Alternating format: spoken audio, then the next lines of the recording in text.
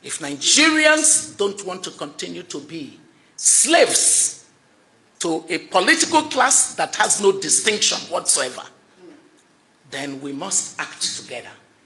What I'm seeing, I can change. And that is why I want the office. I'm not looking for it to still exclusive. We're not just building a political platform that people will use to win elections and later jump. We are facing a non-performing public officer who wants to pretend that he's performing and want all of us to get along performing with him. But our children cannot go on like this. We have a country. This country must work. People can no longer take us for granted. Hello and welcome. The political reactions are getting more intense by the day. In today's video, we are going to hear from Peter Obi, Dr. Oby, Mr. Dickson, and Prince Adebayo. But if you are new here, welcome. Like this video and subscribe for more political updates and breaking stories from Nigeria. Now, let's get into the first reaction. What I'm seeing, I can change. And that is why I want the office.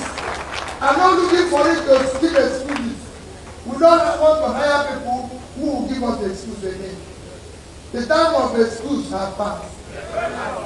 If you cannot walk now, go home. Not the entire home. It's a home for people who have the competence, the capacity, the compassion, commitment, and character to live. If you don't have it, go home. That's where we are. But tonight is to beg you for a sacrifice. If they don't choose you, if you're not one nominated, don't feel bad. Don't do this. Know that we are sacrificing. This party doesn't belong to our leader, Dickson. God has used him to bring us together. This party does not belong to Peter Obi. I've said it any day, anytime, and I'm happy that the man who was chairman of my party, when I was governor here, Peter asking me, as governor, I did not appoint one commissioner. He's there. They gave me the list. The party gave me the list. And I announced it. And I told everybody appointed, if the party wants you to go, you go. And within 6 months, they remove one person. They just give me that person. I'll tell you, say, party wants you to go. Me and me, we are hired by this party. So it is the party that will be screamed. The party will be scared. I tell everybody, no call here. Capital, no. We work properly. Because that's what will change the country. So you'll be part of it. Don't think that Peter Obi president is. That is when you will see me. Because I always want to hear bad news. You have heard all what Peter Obi has been saying. He's telling President Tinubu to stop giving excuses and focus on governance. Obi suggested that Nigerians are tired of explanations and want real solutions to the country's growing hardship. Many Nigerians online reacted immediately, with supporters saying leadership is about results and not endless promises. But APC loyalists argue that the current administration inherited deep problems. Now, here's a big question.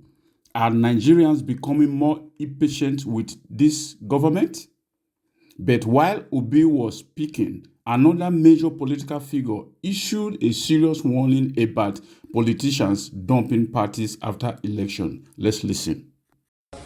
We're not just building a political platform that people will use to win elections and later jump and leave. Did you hear me say that? Let me repeat because it's important. The NDC is not a special purpose vehicle for any human being. No matter how big, no matter how small. We are building to together a political party that will stand the test of time.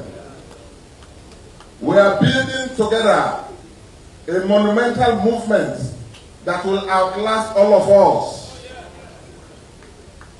I often liken it to parties like the ANC. I liken it even to the Chinese Communist Party.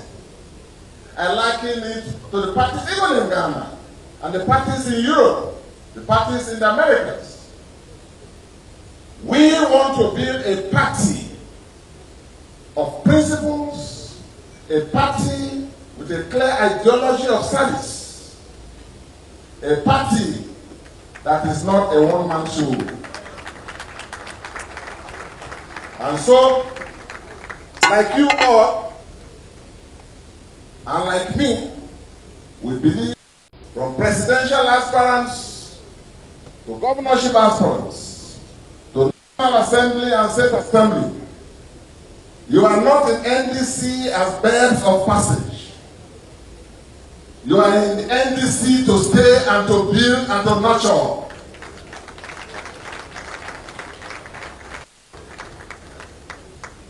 Several years down the line, we still want to meet ourselves.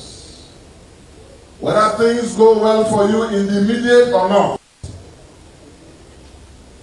be dedicated to the survival of the NDC. I know because of the issues and the time constraints, like I said. You just heard from the former Bayelsa governor, Senator Dickson, currently the leader of the NDC, warning politicians against using political parties to win elections and then decamping afterward, which is very rampant in Nigeria. According to him, political parties should not become temporary platforms used only for personal ambitions. His comments are coming at a time when defections in Nigeria politics are becoming more frequent. Many citizens say this constant movement between parties is one reason trust in politicians keep falling. But the strongest reaction of the day may have come from Dr. Oby, and she did not hold back. If Nigerians don't want to continue to be slaves to a political class that has no distinction whatsoever, then we must act together and insist that democracy belongs to us and that there is no place for negotiating the credibility of the 2027 election.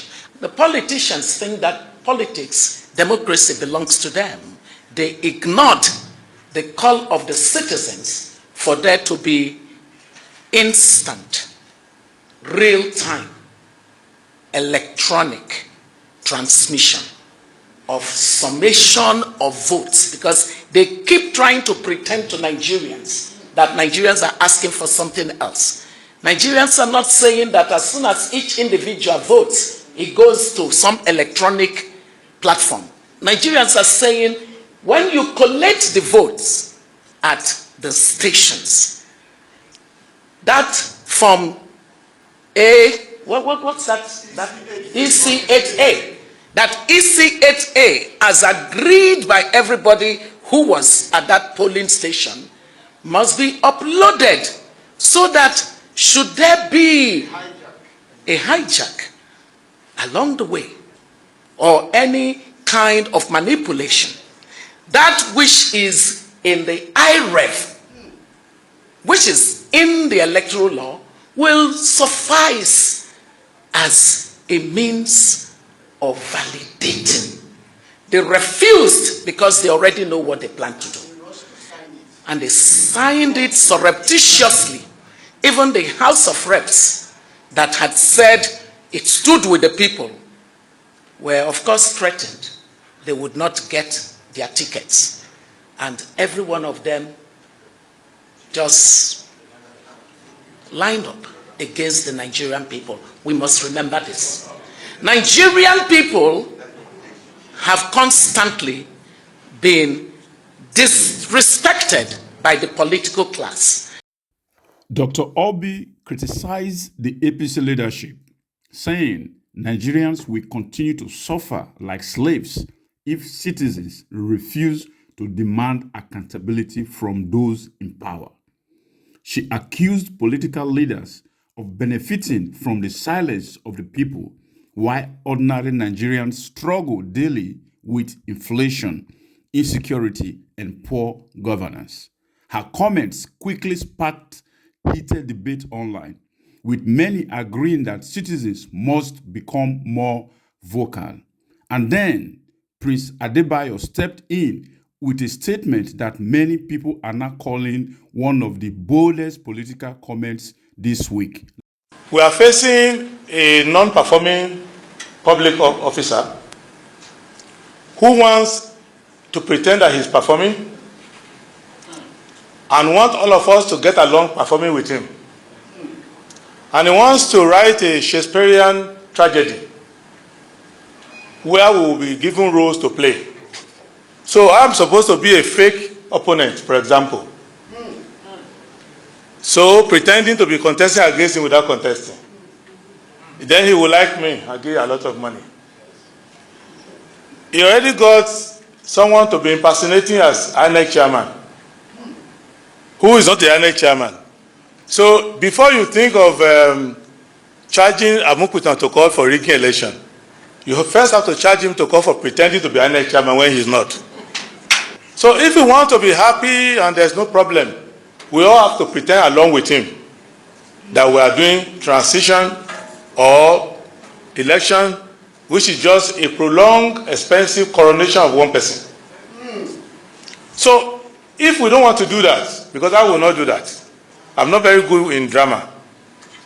So if we won't do that, then we should prepare to fight. So anyone who is not ready to fight should not participate in this transition. Parallel organs in every political party, parallel candidate with political party, parallel program for political parties, and he wants to score 10 million votes, even only 300,000 people are voting. You see, that's why we've been going from courtroom to courtroom, so my apologies. The thing I can say about what is happening to the transition program that we have is that we have to take a template from the transition from military rule. Whatever we did that made us to be able to get the military back to the barracks, we have to do twice that now. Don't be deceived. Prince Adewole Adebayo, who is the SDP presidential candidate, openly criticized the APC, saying he cannot be part of what he described as a scripted political drama. Prince Adebayo suggested that many Nigerian politicians are more focused on political performances than solving real national problems. His comments have added to the growing number of opposition voices calling for more major political change in Nigeria. But Peter Obi's final message at the NDC dinner may be the most emotional part of this entire conversation.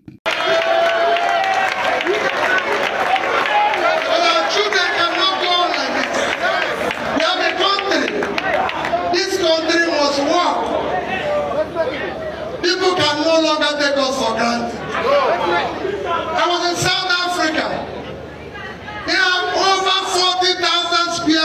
over 40,000 megawatts of electricity. And yet people are complaining they have no power. When we have 4,000, and we're not complaining. And they're just 60 million, and we're 230 million with 4,000 megawatts, and we're not complaining. If you don't want to complain, this is time for us to come out and complain. If you cannot serve, please leave. We don't want to elect people again to give us an excuse or remind us what they saw when they got in there. No. What I'm seeing, I can change. And that is what I want to the office. I'm not looking for it to give excuses. We don't want to hire people who will give us the excuse again. The time of excuse has passed. If you cannot work on a go home. It's a retirement home. It's a home for people who have the confidence, the capacity, the compassion, commitment, and character to live. If we don't have it, go home. That's where we are. But tonight is to beg you for a sacrifice. Speaking at the NDC dinner, Peter Obi compared Nigerians' electricity situation with South Africa. Obi said South Africa generates over 40,000 megawatts of electricity, and citizens still demand better services, while Nigeria struggles with about 4,000 megawatts, and many people remain silent. He urged Nigerians to speak up, demand for accountability, and refuse to accept poor governance as normal. Obi also warned that leaders who refuse to respect the votes of the people must be held accountable. Then he ended with a message that resonated strongly with many Nigerians, saying our children cannot continue suffering like this, and that Nigeria must work for everyone. So, what do you think about these powerful reactions coming from Peter Obi, Dr. Oby, Senator Dickson, and Prince Adebayo? Are Nigerians finally becoming more outspoken about governance, or are these politicians simply preparing for the next election cycle? Drop your opinion in the comment section. Like this video and subscribe for more political updates and breaking stories from across Nigeria.